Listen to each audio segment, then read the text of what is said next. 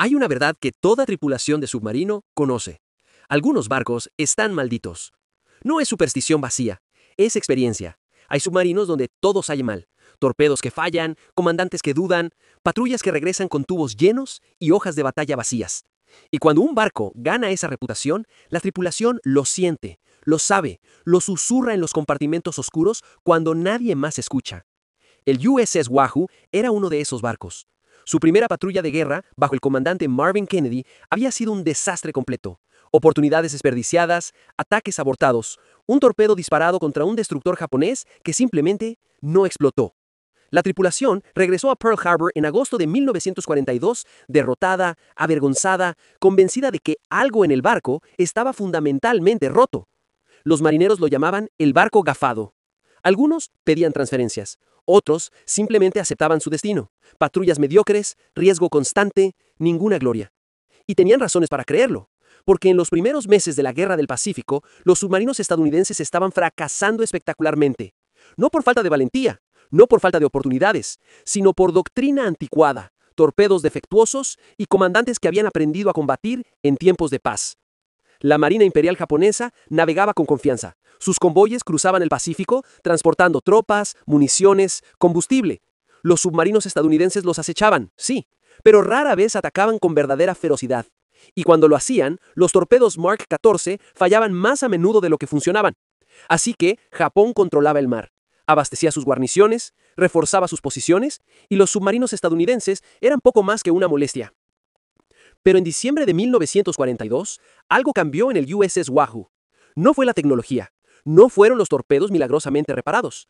Fue un hombre, un comandante que no creía en malditos, que no respetaba la cautela y que estaba a punto de enseñarle a Japón que un solo submarino agresivo podía ser más devastador que una flota entera de barcos tímidos. Su nombre era Dudley Walker Morton.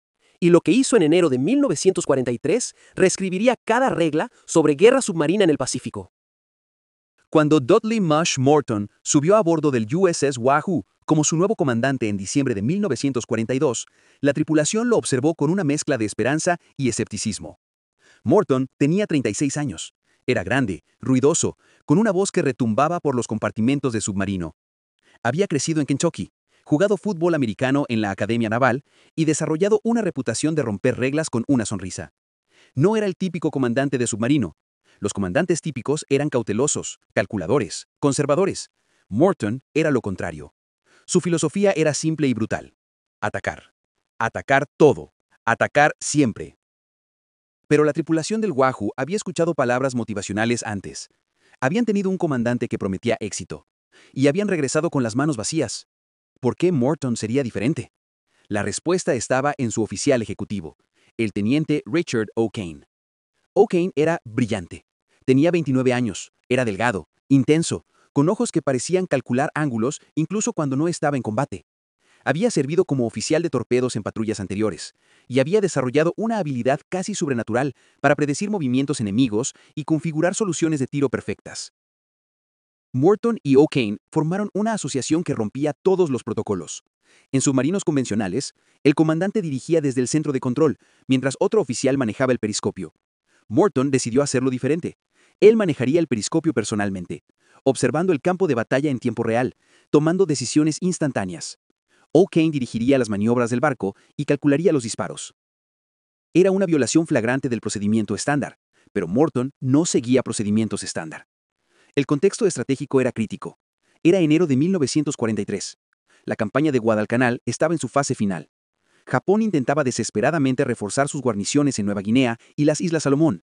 Convoyes masivos navegaban de Rabaul, Truk y otras bases japonesas, transportando tropas y suministros hacia el frente. Cada barco que llegaba significaba más soldados japoneses atrincherados, más municiones para resistir, más tiempo antes de que los aliados pudieran avanzar. Y cada barco hundido significaba victoria estratégica. No solo tonelaje, sino tiempo, momentum, moral. La zona de patrulla asignada al Wahoo era el mar de Wewak, frente a la costa norte de Nueva Guinea. Era territorio peligroso, aguas poco profundas llenas de arrecifes, destructores japoneses patrullando constantemente, aviones de reconocimiento sobrevolando cada pocas horas. El tipo de lugar que comandantes prudentes evitaban. El tipo de lugar que Morton buscaba activamente. Antes de zarpar, Morton reunió a la tripulación en el compartimento de torpedos delantero. Lo que dijo se convertiría en leyenda. «Caballeros», comenzó, su voz llenando el espacio metálico. «He escuchado los rumores, que este barco está agafado, que algo está roto aquí». La tripulación se movió incómodamente. «Permítanme decirles algo. Este barco no está maldito. Solo estaba esperando a la tripulación correcta. Y ahora la tiene». Hizo una pausa. Miró a cada hombre. «Vamos a entrar en territorio japonés. Vamos a encontrar sus convoyes y vamos a hundirlos todos. No nos vamos a esconder. No vamos a correr. Vamos a cazar». Algunos marineros sonrieron, otros parecían incrédulos. «Y cuando regresemos a Pearl Harbor, este barco tendrá una nueva reputación. No como el barco gafado, sino como el barco que Japón teme ver en el horizonte». El USS Wahoo zarpó de Pearl Harbor el 16 de enero de 1943. 10 días después, el 24 de enero, el vigía grita desde la torre de comando: «¡Humo en el horizonte! ¡Múltiples contactos!». Morton sube corriendo, levanta sus prismáticos y sonríe. Es un convoyo, grande, 4 cargueros, al menos un destructor de escolta. Exactamente lo que había prometido encontrar. «Estaciones de combate», ordena. «Preparar tubos 1 a 6». El USS Wahoo gira hacia su presa y la caza comienza. Son las 9:15 El convoy japonés navega en formación cerrada. Los 4 cargueros mantienen distancias de 800 yardas entre sí. El destructor patrulla en el flanco exterior, zigzagueando en un patrón de búsqueda antisubmarina. Morton no hace lo que se supone que debe hacer. No se sumerge para acercarse lento e invisible. Hace lo opuesto. Ordena velocidad de flanco en superficie. El Wahoo corre sobre las olas a 19 nudos, acercándose al convoy como un depredador que ha olvidado el concepto de sigilo. «Comandante», dice el oficial de guardia nervioso, «nos van a ver». «Ese es el punto», responde Morton, sin bajar los binoculares. El destructor los detecta. Gira bruscamente hacia ellos. Ahora Morton ordena la inmersión. El Wahoo se hunde en ángulo pronunciado. 60 pies, 80 pies, 100 pies. El claxon de inmersión todavía resuena cuando el sonar capta el sonido del destructor acelerando. ¡Ping! ¡Ping! ¡Ping! El sonar activo del destructor golpea el casco del Wahoo como un mazo metálico. La tripulación se congela. Cada hombre sabe lo que viene después. El destructor se acerca. Su hélice suela como un tren de carga. Más fuerte, más fuerte. Pasa rugiendo directamente sobre ellos. El ruido es ensordecedor. El casco vibra. Instrumentos tiemblan en sus monturas. Pero no hay explosión. El destructor no suelta cargas de profundidad. Todavía no tiene una solución de tiro precisa. Morton espera 10 segundos, 20, 30. «Profundidad de periscopio», ordena. El Wahoo se asciende a 60 pies. Morton agarra el periscopio antes de que rompa la superficie. Gira 360 grados. Busca. Y ahí están, los cargueros. El destructor ha pasado más allá de ellos. Los objetivos están expuestos. «Dick», dice Morton calmadamente, «necesito una solución en el líder». O'Kane ya está calculando. Distancia, 1200 yardas. Ángulo de proa, 30 grados a estribor. Velocidad del objetivo, 12 nudos. «Solución lista, comandante». «Dispara 1». El torpedo sale del tubo con un siseo de aire comprimido. Corre recto y caliente. Morton cuenta en voz alta. 45, 46, 47. «Dispara 2». Segundo torpedo en el agua, 4 segundos detrás del primero. Morton mantiene el periscopio arriba. Observa. La tripulación está en silencio absoluto. A los 43 segundos, el primer torpedo impacta el carguero líder. La explosión es visible incluso a través del periscopio. Una columna de agua y fuego se eleva 50 pies. El barco se sacude violentamente. 8 segundos después, el segundo torpedo golpea, esta vez más abajo, cerca de la línea de flotación. La explosión secundaria es masiva. Las municiones o combustible en las bodegas detonan. El carguero literalmente se parte en dos. Ambas mitades se levantan del agua como un libro abriéndose y luego se hunden. «Hundimiento confirmado», dice O'Kane. El convoy entra en pánico. Los otros 3 cargueros rompen formación, girando en direcciones aleatorias. El destructor da la vuelta, buscando frenéticamente al atacante. Morton baja el periscopio. «Profundidad 180 pies. Silencio en el barco». El Wahoo se hunde. La tripulación congela cada movimiento. El destructor se acerca otra vez. Su sonar martilla el agua. «Ping, ping, ping». Y entonces, suelta su primera carga de profundidad. Explota a 300 yardas.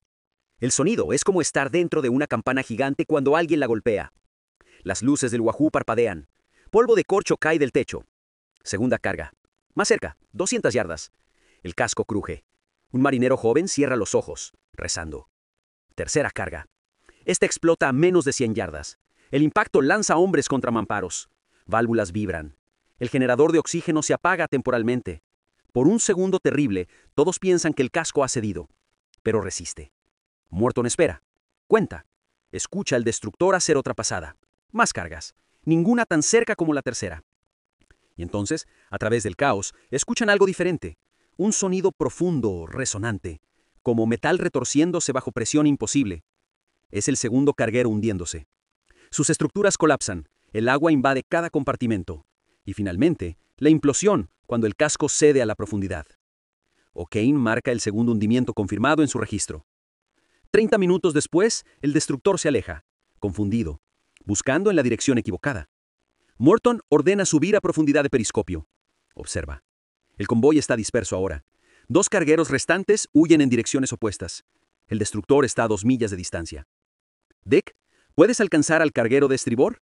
O'Kane revisa rápidamente. Afirmativo. Distancia 3000 yardas, pero tendremos que emerger para alcanzar velocidad. Entonces emergemos. El Wahoo rompe la superficie. Los diésels rugen a vida. El submarino acelera a velocidad de flanco, persiguiendo al carguero que huye. El carguero los ve, gira desesperadamente, aumenta velocidad, pero no puede escapar. A 1500 yardas, Morton ordena inmersión. El Wahoo se hunde. Periscopio arriba. O'Kane grita la solución. Dispara 5, dispara 6. 2 torpedos más. Morton los observa correr. 42 segundos, 45 segundos. Ambos impactan. Uno en la proa, uno en el centro del casco. El carguero se detiene en seco. Su popa se eleva, la hélice gira inútilmente en el aire. Se hunde en menos de 4 minutos. 3 barcos, una mañana. La tripulación del Wahoo está eufórica. Algunos se abrazan, otros simplemente sonríen, incrédulos. Pero Morton está estudiando el horizonte a través del periscopio. Todavía hay uno más, dice. El cuarto carguero está huyendo a máxima velocidad. Ya está a 5000 yardas. Y el destructor ha regresado, colocándose entre el Wahoo y su presa. Los oficiales asumen que la patrulla ha terminado.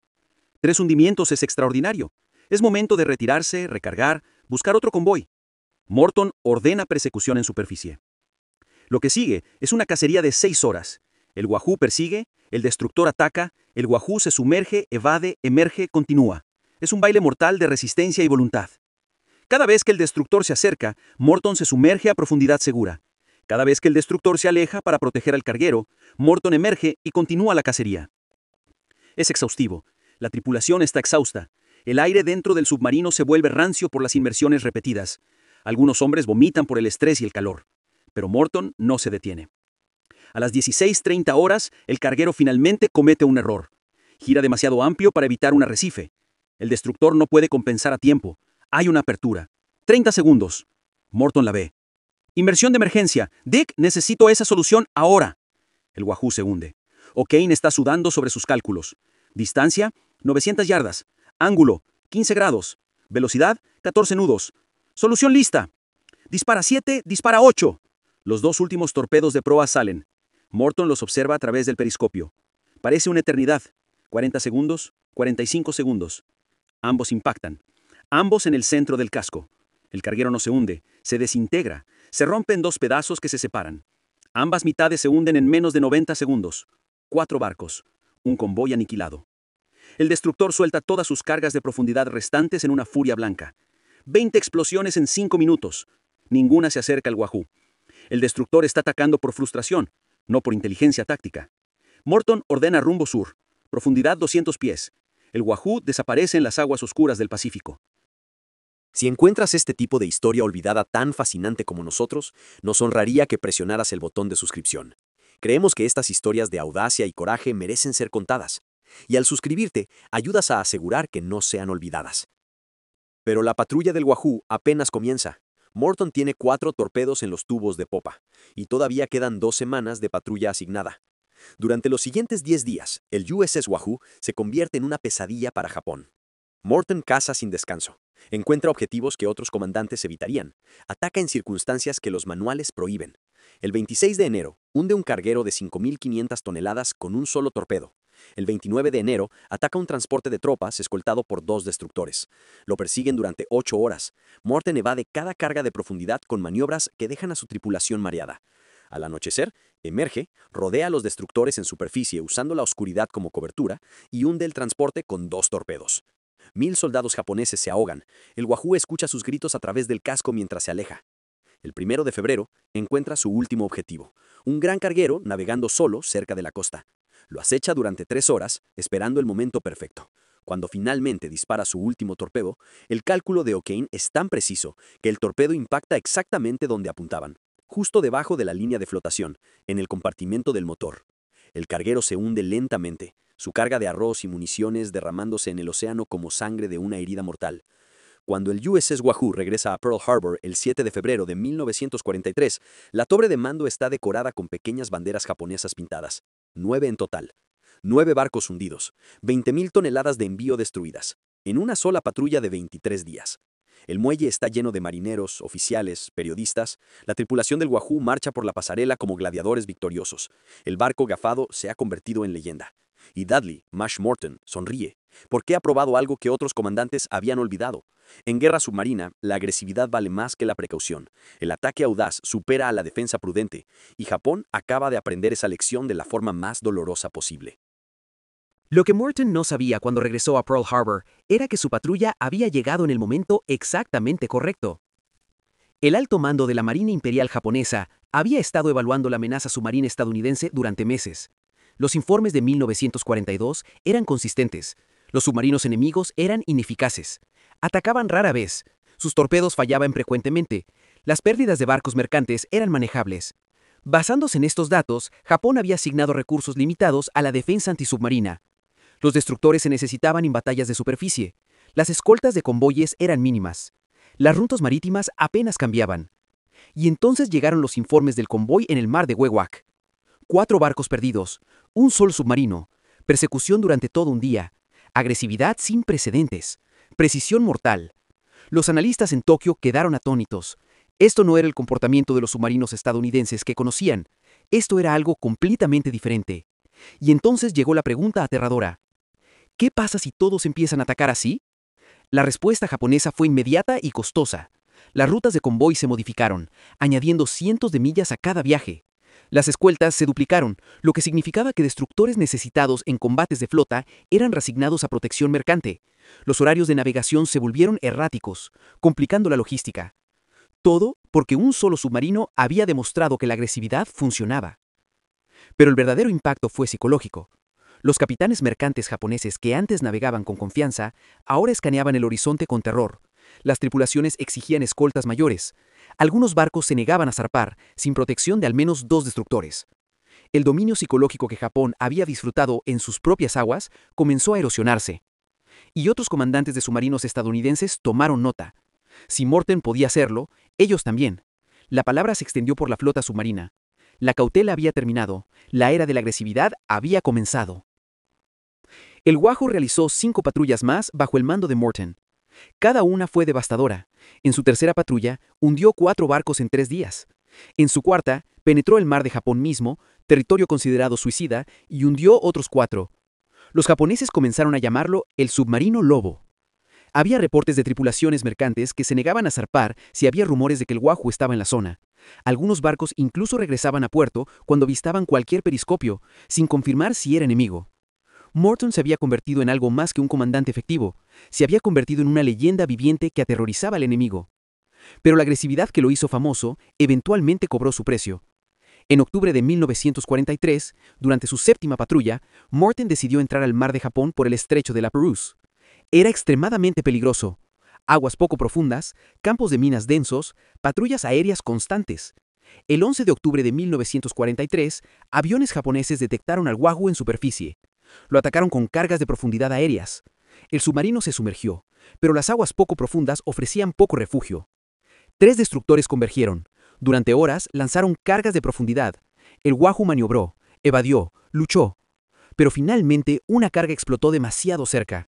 El casco cedió, el agua entró a torrentes. El USS Wahoo se hundió con toda su tripulación, 80 hombres, incluido Dudley Mush Morton. El submarino que aterrorizó a Japón finalmente descansa en el fondo del mar de Japón, a 213 pies de profundidad, un monumento silencioso a la agresividad y el sacrificio. Dudley Walker Morton tenía 37 años cuando murió. Su esposa, Harriet, estaba embarazada cuando zarpó en su última patrulla. Su hijo nació semanas después de que el Wahoo fuera declarado perdido. El niño nunca conoció a su padre. Solo las historias, solo la leyenda. De los 80 hombres del Wahoo, el más joven tenía 19 años. Se llamaba Jesse da Silva. Era torpedista. Había crecido en una granja en California. Soñaba con ser veterinario después de la guerra. El mayor tenía 42 años. Jefe de máquinas Dalton Keeter. Había servido en la Marina durante 20 años. Tenía 3 hijos en casa. Les escribía cartas cada vez que el Wahoo regresaba a puerto. Ninguna de esas cartas llegó después de octubre de 1943. Richard Dick O'Kane, el oficial ejecutivo que había sido el cerebro detrás de los ataques de Morton, no estaba a bordo en la última patrulla. Había sido transferido para comandar su propio submarino, el USS Tang. O'Kane usó todo lo que Morton le había enseñado. El Tang se convirtió en el submarino más letal de toda la Guerra del Pacífico, hundiendo 33 barcos antes de su propia pérdida en 1944. O'Kane sobrevivió y recibió la Medalla de Honor. Después de la guerra, cuando le preguntaban sobre su éxito, O'Kane siempre daba crédito a Morton. Mash me enseñó que no puedes hundir barcos siendo cauteloso, decía. Me enseñó que la agresividad, la verdadera agresividad, sin disculpas, gana guerras. Los japoneses nunca olvidaron al Wahoo. Décadas después de la guerra, veteranos de la Marina Imperial todavía hablaban del submarino, que cazaba como un lobo. Algunos lo decían con respeto, otros con un escalofrío que el tiempo no había borrado. En 2006, buzos rusos encontraron los restos del USS Wahoo en el mar de Japón. Estaba notablemente intacto. La torre de mando todavía reconocible. Los tubos de torpedos todavía en sus monturas. La Marina de los Estados Unidos confirmó la identidad, declaró el sitio como tumba de guerra protegida y otorgó a Morton la Medalla de Honor póstumamente. Pero ninguna medalla puede capturar realmente lo que Morton y su tripulación lograron. Cambiaron la guerra submarina del Pacífico. Antes del Wahoo, los submarinos estadounidenses eran una molestia. Después del Wahoo, eran la pesadilla de Japón. Para el final de la guerra, los submarinos estadounidenses habían hundido 1.314 barcos japoneses, más del 55% de todo el tonelaje mercante de Japón. Habían estrangulado las líneas de suministro del imperio. Habían cortado el flujo de petróleo desde las Indias Orientales. Habían convertido el Pacífico en una tumba para la marina mercante japonesa. Y todo comenzó con un comandante que se negó a aceptar que su barco estaba maldito, que vio un convoy enemigo y decidió que las reglas eran para otros, que entendió algo fundamental. A veces, la única táctica que funciona es el ataque absoluto e implacable. Piensa en esto. 9 barcos en una patrulla, 20.000 toneladas hundidas. Un comandante que otros consideraban demasiado agresivo, demasiado imprudente. Pero Morton no era imprudente, era visionario. Entendió que la guerra submarina no la ganan los que sobreviven siendo cautelosos, la ganan los que atacan siendo audaces. Hoy, cuando visitas el USS Bowfin, el submarino museo en Pearl Harbor, hay una placa dedicada al Wahoo. Lista los nombres de los 80. Si la lees despacio, ves más que nombres. Ves edades, 19, 22, 25, 42. Ves lugares de origen, pequeñas ciudades en Iowa, calles en Brooklyn, granjas en California. Todos ellos subieron a bordo de un barco que se suponía estaba maldito, y lo convirtieron en leyenda. Si esta historia te conmovió, por favor presiona el botón de me gusta. Cada clic le dice al algoritmo que este fragmento de historia vale la pena recordar. Estamos dedicados a rescatar estas historias olvidadas de los archivos. Si quieres unirte a nosotros en esta misión, por favor suscríbete y activa las notificaciones. ¿Desde dónde nos estás viendo? Deja un comentario con tu ciudad o estado y cuéntanos si alguien en tu familia sirvió en la guerra. Gracias por asegurar que el comandante Dudley Walker Morton y los 80 hombres del Wahoo no desaparezcan en el silencio. Merecen ser recordados.